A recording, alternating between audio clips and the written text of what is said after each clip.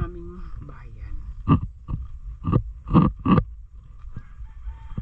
Ang produkto namin dito ay kopra. Ngayon, mas mainam dito kung talagang ma-ooperate ito. Kasi may potential siya na ganyan.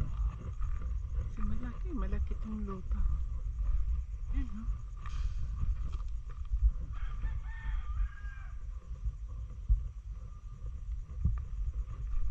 Mukhang may tao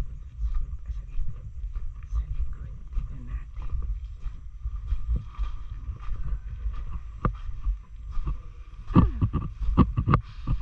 Magandang hapon po. Hello. Ay, oy. Ano na, almost kompleto na, no? Magandang hapon. Oh, eri. Oo. Ano pa ang kulang? Ano pang kulang na machine na wala pa siya dito? Ano, ano? Pugon. Ah. Alin? Mga wiring. Ah, hindi pa siya naka-ano. Hindi pa siya naka-wire up siya. Ano na? Piping. Kaya ipagtatatakid pa natin yung piping. Pero siya meron na to niyang ganyan, no? Yan. Ayan yung mga machine. There's the machine. There you go. And the building. This is the building. And that's, but it's not yet connected to each other. It's just right here like that. See.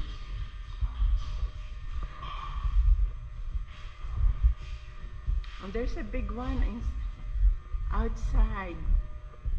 I don't know what it is, but there's, you see that? Here. We go. I will go and follow the guys inside. It's under construction, but the machines are here. Anak, meron pang ano, meron pang gamit na kailangan. Yan. Kubol na lang. Pugon. Aha. And so this is the ano. See how big that is. And what is missing is the I think it's an oven. I think it's an oven. That's the dryer. Aha.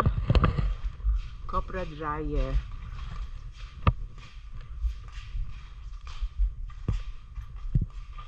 Ano kayo dito? Bantay? Hindi kami po yung nag-install. Ha? Kami po yung nag-install. Ah, kayo ang nag-install.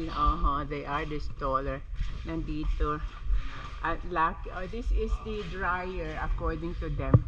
This is the dryer. See? Yan. And then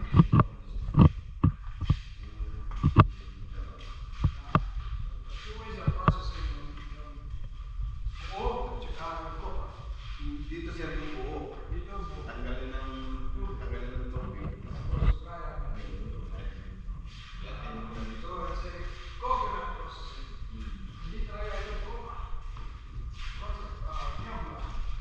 ay ano, iri ay. Ay, sarado.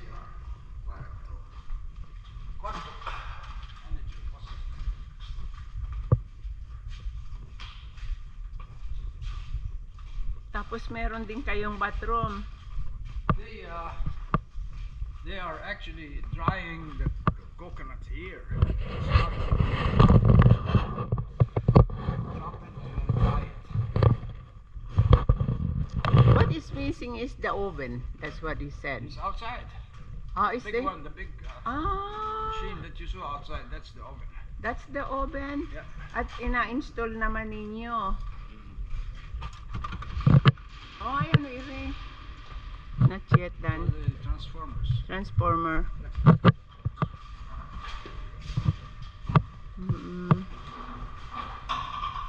Alright. Shredder yan, Shredder. shredder. Okay. Tapos, ano po ito? Galing dyan. Okay. Meron dito. Dito. Ito yung pang-init niya sir. Ah, that's the compress. Yun ang compress. This is the compress. This is the compress, and then here is the oil will come in from here. Sinihigop naman doon dito. Pang natin. Punta doon sa machine. Doon nalulutuin. Paglabas doon is for oil. Ah, so this is the cooking oil. So From once they here, compress it, the pressure is here. Once from here, they compress in here. There's a heater also. Yeah, it will be continued going that way, and it will be cooked in this area. And this area, they will be cooked in here, in this area, and then yung the oil, Sinihigop naman dito. it will be vacuum towards over here. These are the vacuum machines. This is a refinery. This is the refinery. The oil is actually be cooked dito. But this sounds like it's virgin oil now. No, it's not a virgin oil. Yeah. Oh, because they dry the coconut. So Uh-huh. it's dry. They make actually Yes. copra here. Yeah. And ano yun? What is that in there? Water tank ata yun yung Tank ng tubig? Tangke ng tubig. Ayun. Kailan pa matatapos ito? When is it gonna? siguro mga November. Mga November. Okay, November pa pala ito. Dito, ito yung finish. Dito. Talitid. Dito na nalagay. Yung mga ganito nalagay. Aha. Okay. This is the bottling area. This is the bottling area. Okay. So, We have okay, dito control it. Control cell. ito. Control panel. Para sa what for? Yung temperature siguro. Mm-mm. Tank mixer. Oo. So kailangan pang idikit, you have to put them all together. Okay.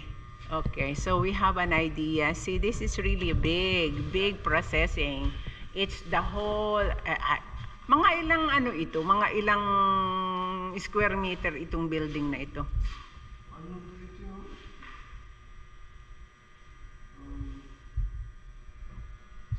5 hectare daw to. Oh, okay.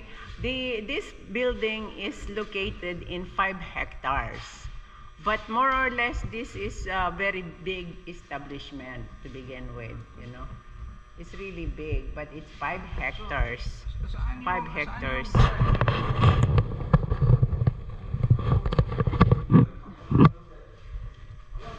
Sa Leyte kasi, itong inikutan din ng kalsada. Para yung truck ay, Yung truck na oo.